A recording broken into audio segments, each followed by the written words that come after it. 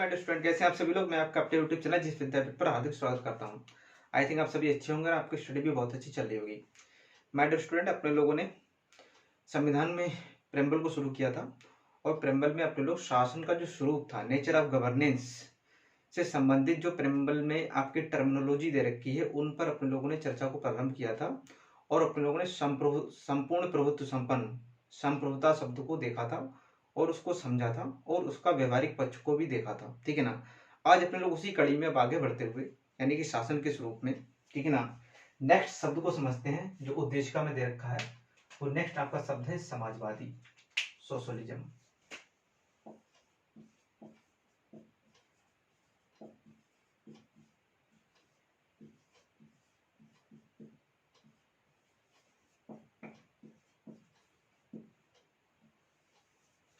समाजवादी, पहले इसको लिखते हैं फिर समझते हैं। लिखिए लिखिए, समाजवाद एक विचारधारा है। लिखिए, समाजवाद एक विचारधारा है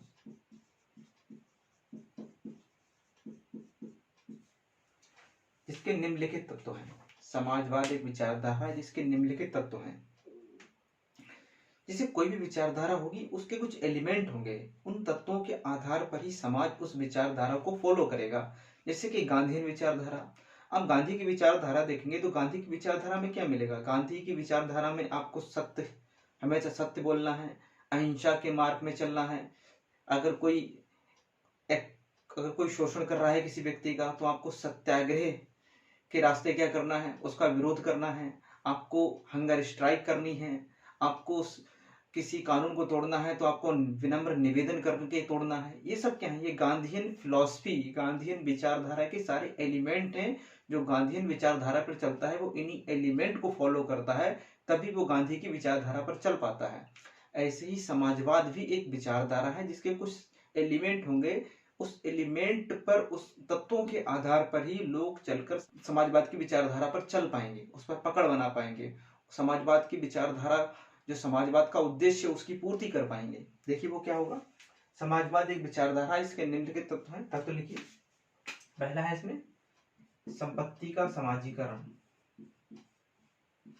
संपत्ति का समाजीकरण।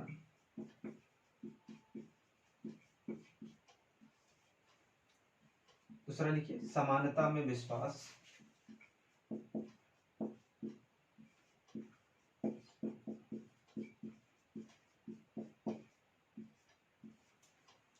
तीसरा लिखिए मजदूर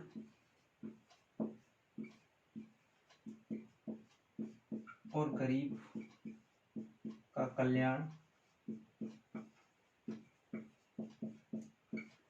चौथा लिखिए शोषण की समाप्ति।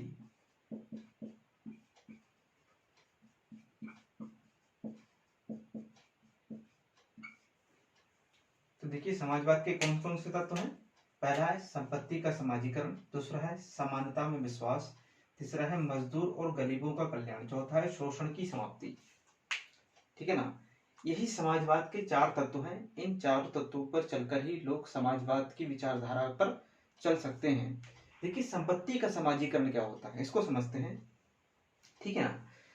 देखिए संपत्ति के समाजीकरण से तात्पर्य जो है उत्पादनों का समाजीकरण, जो उत्पादन के साधन होते हैं उनका समाजीकरण। संपत्ति का समाजीकरण हमेशा, संपत्ति का समाजीकरण का मतलब है ये निजी संपत्ति का घोर विरोधी है। ठीक है ना। संपत्ति के समाजीकरण का तात्पर्य क्या है, ये निजी संपत्ति का घोर विरोधी है। ठीक है ना। ये संपत्ति, जो संपत्ति है, जो उत्पादन के साधन है, वो हर एक समाज के पास होनी चाहिए, समाज के सभी व्यक्तियों के पास होनी चाहिए, ना कि कुछ व्यक्तियों के पास होनी चाहिए। निजी संपत्ति का ये क्यों विरोधी है, कैसे विरोधी है। देखिए ये कहता है जैसे मेरी कोई फैक्ट्री है, ठीक है ना, जैसे कि जो फैक्ट्री हैं, जो बड़ी बड़ी खदानें हैं, जो मिल हैं बड़ी बड़ी, समाजवाद संपत्ति का समाजीकरण ये कहता है, समाजवाद ये कहता है कि ये सारी मिल, सारी खदानें, सारी कंपनियां, ठीक है ना, किसी एक व्यक्ति की निजी संपत्ति ना होकर ये समाज की संपत्ति हो, सभी व्यक्तियों की हो ये। ठीक है ना। ये सभी व्यक्तियों का इन पर बराबर का अधिकार हो। तो समाजवाद जो है वो पूंजीवाद का घोर विरोधी है।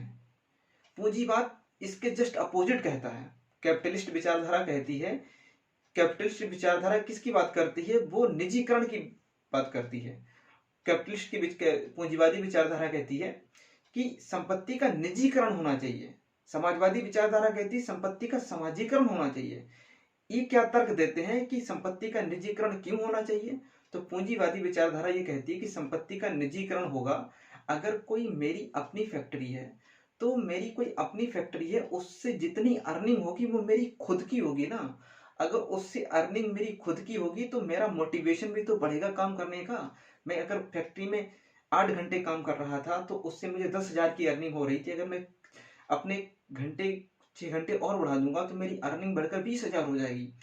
तो निजीकरण में क्या होगा, किसी एक व्यक्ति विशेष को फायदा होगा, ठीक है ना। जब व्यक्ति विशेष को फायदा होगा तो वो और ज्यादा काम करेगा, और ज्यादा काम करेगा तो वो उत्पादन का ज्यादा से ज्यादा क्या, जो संसाधन है उनका ज्यादा से ज्यादा उत्पादन करेगा। जब संसाधनों का ज्यादा से ज्यादा उत्पादन होगा तो क्या होगा, मार्केट में ज्यादा से ज्यादा उत्पादन, ज्यादा से ज्यादा संसाधन क्या हो जाएंगे, प्रोवाइड होंगे।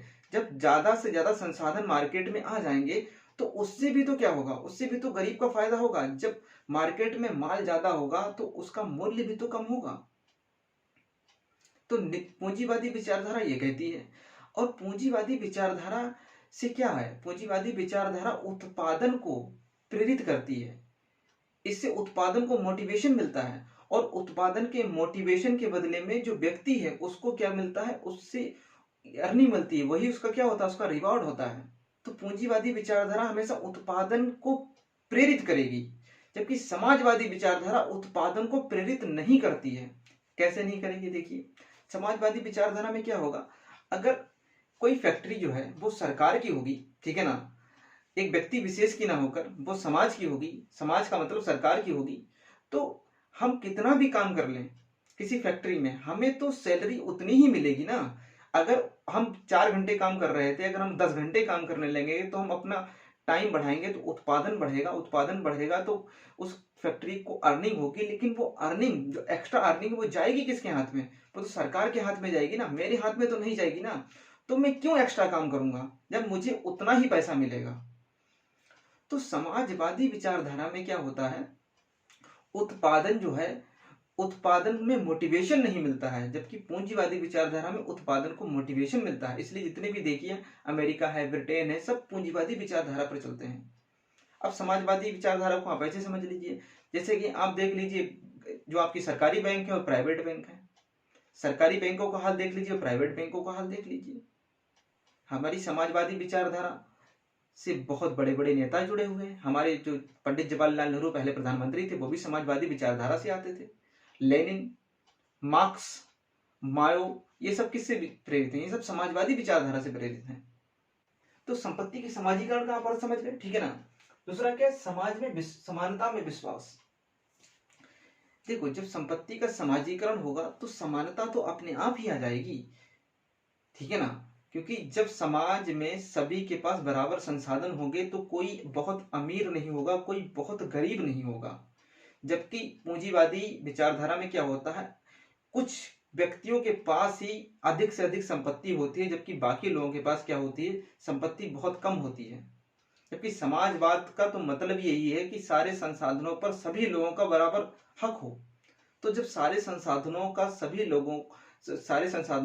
लोगों का बराबर राइट होगा, बराबर वर्चस्व होगा, तो समानता तो अपने आप ही आ जाएगी। फिर देखिए मजदूर और गरीबों का कल्याण।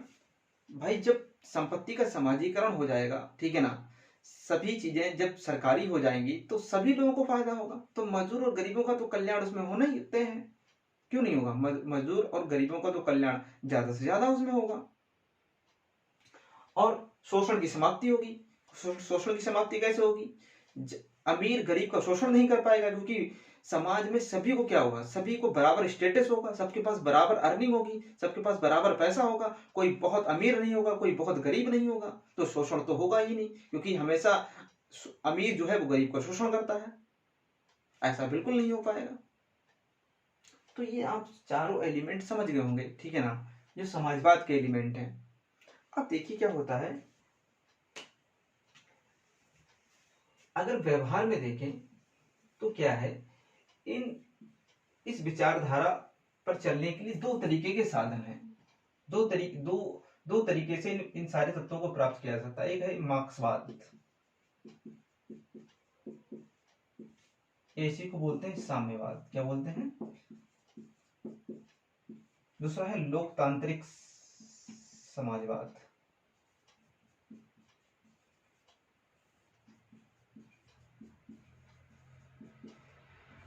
ठीक है ना। यानी कि इन उद्देश्यों की प्राप्ति के लिए, ये जो उद्देश्य दे रखे हैं समाजवाद के, इनकी प्राप्ति के लिए हमारे पास दो तरीके हैं। ठीक है ना। हमारे पास दो टाइप की प्रोसेस है, एक मार्क्सवाद या साम्यवाद, एक लोकतांत्रिक। ठीक है ना। मार्क्सवाद जो है ये समाजवाद को प्राप्त करने के लिए किसमें विश्वास करता है? वर्ग संघर्ष में। किसमें? वर्ग संघर्ष में, क्रांति में, हिंसा में। जबकि लोकतांत्रिक समाजवाद जो है ये लोकतांत्रिक साधन के जरिए समाजवाद लाना चाहेगा। अब लोकतांत्रिक साधन कौन कौन से हैं देखिए, जैसे कि चुनाव हो गया, संसद का कानून हो गया,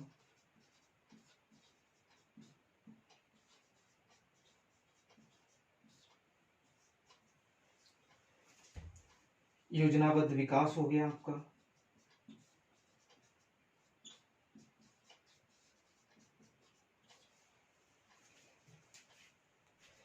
आप इस चार्ट को बना लीजिए। ठीक है ना, क्योंकि ये चार्ट आपके बहुत काम में आएगा। अब देखिए क्या है, यानी कि समाजवाद के इन तत्वों को प्राप्त करने के लिए दो प्रकार की विचारधारा है, एक मार्क्सवादी विचारधारा, एक लोकतांत्रिक समाजवाद की विचारधारा। ठीक है ना। देखो मार्क्सवाद भी चाहते हैं संपत्ति का समाजीकरण हो, समानता हो। ठीक है ना। मार्क्सवाद विचारधारा भी यही कहती है, लोकतांत्रिक विचारधारा भी यही कहती है कि संपत्ति का समाजीकरण हो, समानता आए, मजदूर और गरीबों का कल्याण हो, शोषण की समाप्ति हो।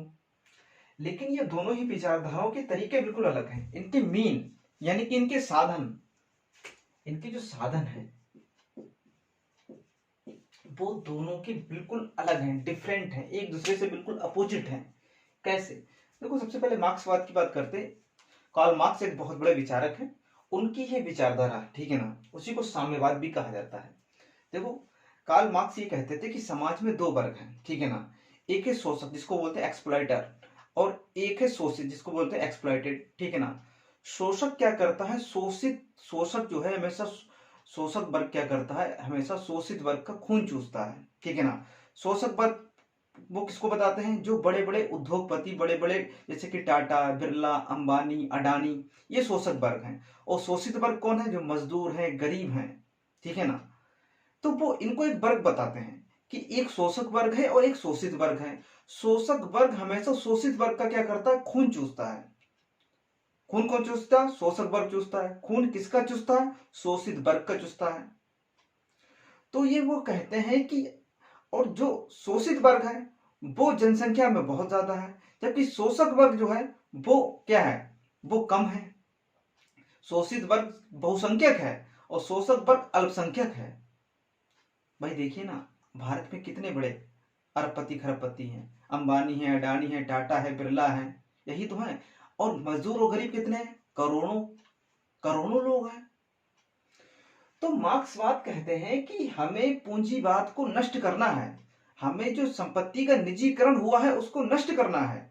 जो कुछ भारत के अंदर कुछ व्यक्तियों के पास जो 99% संपत्ति है, हमें उस संपत्ति को छीनकर, उस संपत्ति को जबरदस्ती लेकर उसको पूरे समाज में वितरित करना है, ताकि पूरे समाज में समाजवाद आए, सभी के पास बराबर पैसा हो, सभी के पास बराबर धन हो। तो मार्क्सवाद ये निजीकरण को समाप्त करने के लिए, समाजवाद लाने के लिए कौन से साधनों का यूज करेंगे? वो वर्ग संघर्ष की बात करेंगे। वो कहेंगे जब एक बहुसंख्यक वर्ग है जिसका खून चूसा जा रहा है, और एक अल्पसंख्यक वर्ग है जो शोषित वर्ग है, जो शोषक वर्ग है, जो खून चूस रहा है, तो हम क्या करेंगे? हम गरीबों को, मजदूरों को एक साथ लेकर क्या करेंगे? शोषक वर्ग पर हमला करेंगे। शोषक वर्ग से जबरदस्ती उनकी संपत्ति को छीनेंगे और उसको समाज में वितरित करेंगे। यानी अंबानी अडानी से जबरदस्ती हम संपत्ति को छीनेंगे, ठीक है ना। और उसके लिए हमें क्या करना पड़ेगा, उसके लिए हमें वर्ग संघर्ष करना पड़ेगा, हमें लड़ाई झगड़े भी अगर करने पड़े हम लड़ाई झगड़े भी करेंगे, और लड़ाई झगड़े से अगर काम नहीं हुआ तो हम क्रांति भी करेंगे, और क्रांति करेंगे तो क्रांति में हिंसा भी होगी। देखो, मार्क्सवाद गांधीवादी विचारधारा से जस्ट अपोजिट है। गांधीवादी विचारधारा अहिंसा को सपोर्ट करती है, जबकि मार्क्सवादी विचारधारा पूरी तरीके से हिंसात्मक विचारधारा है। ये हिंसा के रास्ते समाजवाद लाने की बात कर रहे हैं। और यही आप देखिए, रूस में लेनिन जो मार्क्सवादी विचारधारा से प्रेरित था, लेनिन ने यही तो किया। लेनिन ने जो रूस के राजा थे, रूस के राजा, रूस के जो बड़े बड़े व्यापारी थे, उन सबको एक जगह इकट्ठा किया, बीच मैदान में उनको गोलियों से भून दिया और उनकी सारी संपत्ति को क्या कर दिया, समाज में वितरित कर दिया। यही काम चीन में माओ ने किया, उन्होंने भी इसी तरीके से चीन में समाजवाद लाए। और भारत में भगत सिंह, वो भी साम्यवादी विचारधारा से प्रेरित थे, साम्यवादी विचारधारा से बहुत ज्यादा साम्यवादी विचारधारा का अनुसरण करते थे। वो भी ये कहते थे कि हम भारत को अंग्रेजों से तो आजाद करा देंगे, लेकिन भारत को इन बड़े बड़े जमींदारों से कैसे आजाद कराएंगे। अंग्रेज तो चले जाएंगे, लेकिन ये जमींदार तो गरीबों और मजदूरों का शोषण करते ही रहेंगे। वो भी भारत में समाजवाद लाना चाहते थे, लेकिन साम्यवादी तरीकों से लाना चाहते थे। इसीलिए भगत सिंह को क्रांतिकारी नेता कहा जाता है भारत में।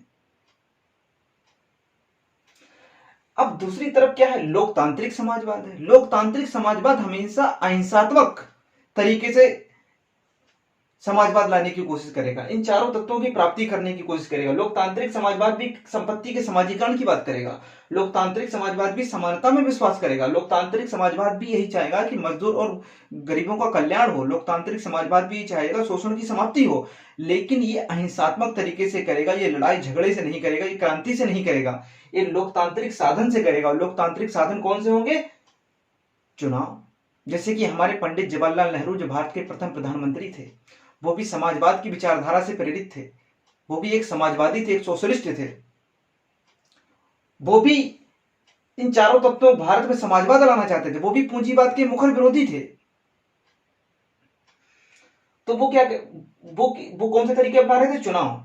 वो जनता के बीच जाते थे और जनता से कहते थे आप मुझे वोट दीजिए, मैं भारत में समाजवाद लाऊंगा, मैं भारत में समाजवाद लाऊंगा।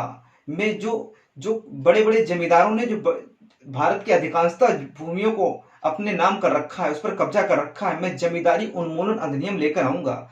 मैं सारी जमीनों को क्या करूंगा, भारत के सभी किसानों में वितरित करूंगा।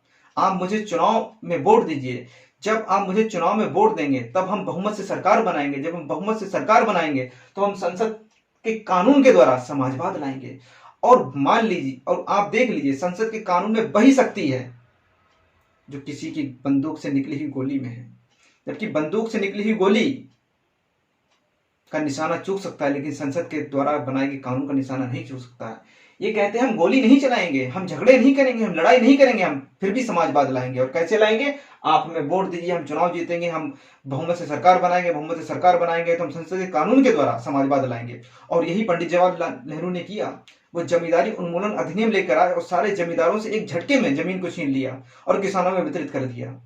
क्या ये भी तो समाजवाद लाने का एक बहुत अच्छा उपाय है। और वो क्या कह रहे हैं, योजनाबद्ध तरीके से हम विकास करेंगे। वो नेहरू ही थे जिसने योजना आयोग बनाया था। योजनाबद्ध तरीके से विकास करेंगे तो उसमें गरीबों और मजदूरों का क्या करेंगे, कल्याण करेंगे। गरीबों और मजदूरों को मुख्य धारा में लाने की कोशिश करेंगे। गरीबों और मजदूरों को जो बिल्कुल इसेंशियल कम्योडिटीज की चीजें उनको मुहैया कराएंगे, ताकि गरीबों की यथास्थिति में सुधार आए, गरीब अब मजदूर भी मुख्य धारा में आ पाए। तो यही तो नेहरू ने किया, यही तो इंदिरा ने किया। 1969 से पहले सारी जो बैंकें थी वो कैसी थी, वो निजी बैंकें थी, और निजी बैंकों से गरीबों को ऋण नहीं मिलता था, बहुत बड़े इंटरेस्ट पे मिलता था। इंदिरा गांधी ने भी यही कहा, लोगों से कहा मैं समाजवाद लेकर आऊंगी, आप मुझे वोट दीजिए। और इंदिरा गांधी ने किया क्या, 1969 में 14 बैंकों का राष्ट्रीयकरण कर दिया, सारी बैंकों को क्या कर दिया, सरकारी बना दिया। वो भी तो समाजवाद ला रही थी। उस दौर में क्या हो रहा था, निजी कंपनियां थी उनको सरकारी, उनको उनको सरकारी में कन्वर्ट किया जा रहा था, लेकिन वर्तमान में क्या है, सरकारी कंपनियों को निजी कंपनियों में कन्वर्ट किया जा रहा है। हमारी सरकार जो है वो समाजवाद से पूंजीवाद की तरफ बढ़ रही है, और जब हम आजाद हुए थे उस समय की सरकार हमारी पूंजीवाद से समाजवाद की तरफ बढ़ रही थी। तो अब आप कहेंगे अपने लोगों ने समाजवाद पर इतनी चर्चा क्यों की? भारत का समाजवाद कैसा है? भारत का समाजवाद ऐसा है कि ऐसा है? भारत का समाजवाद मार्क्सवादी विचारधारा में विश्वास करता है या लोकतांत्रिक समाजवाद में विश्वास करता है? तो माय डियर स्टूडेंट, भारत का समाजवाद बिल्कुल अलग है।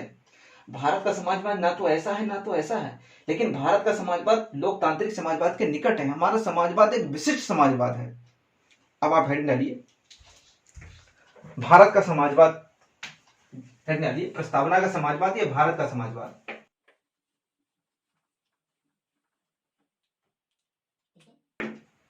प्रस्तावना का समाजवाद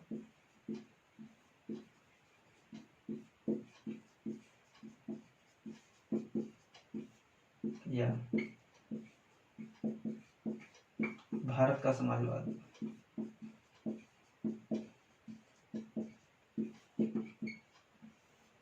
लिखिए,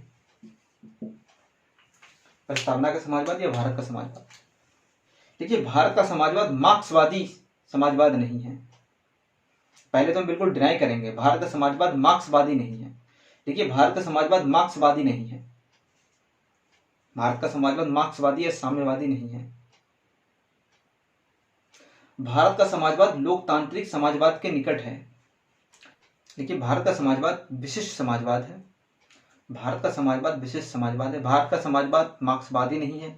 भारत का समाजवाद लोकतांत्रिक समाजवाद के निकट है। भारत का समाजवाद विशिष्ट समाजवाद है, जिसको डी.एस. नकारा केस में, जिसको डी.एस. नकारा केस में सर्वोच्च न्यायालय ने, जिसको डी.एस. नकारा केस में सर्वोच्च न्यायालय में निम्नलिखित बिंदुओं के आधार पर परिभाषित किया, जो निम्न प्रकार हैं।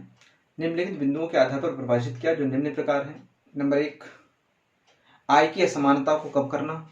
नंबर 1, आय की असमानता को कम करना। पहला है आय की असमानता को कम करना। आय की असमानता को कम करना। नंबर 2, जीवन स्तर की असमानता को कम करना।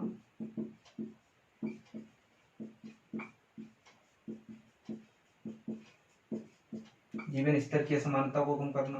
नंबर 3, गरीब व वंचित वर्गों का कल्याण करना। गरीब व वंचित वर्गों का कल्याण करना। अब नई लाइन से लिखिए, इस प्रकार भारतीय समाजवाद में, देखिए, इस प्रकार भारतीय समाजवाद के केंद्र में, इस प्रकार भारतीय समाजवाद के केंद्र में उत्पादन के साधनों का समाजीकरण नहीं है। इस लाइन को अंडरलाइन कर लीजिएगा। इस प्रकार भारतीय समाजवाद में उत्पादन के साधनों का समाजीकरण नहीं है, बल्कि इसके केंद्र में समानता का विचार है। इस प्रकार भारतीय समाजवाद अनिवार्यता पूंजीवाद का विरोधी नहीं है। इस लाइन को अंडरलाइन कर लीजिएगा। इस प्रकार भारतीय समाजवाद अनिवार्यता पूंजीवाद का विरोधी नहीं है। देखिए, आपने जो लिखा इसको समझिए। मैंने आपको बताया, इस प्रकार भारतीय समाजवाद के केंद्र में उत्पादनों के साधनों का समाजीकरण नहीं है।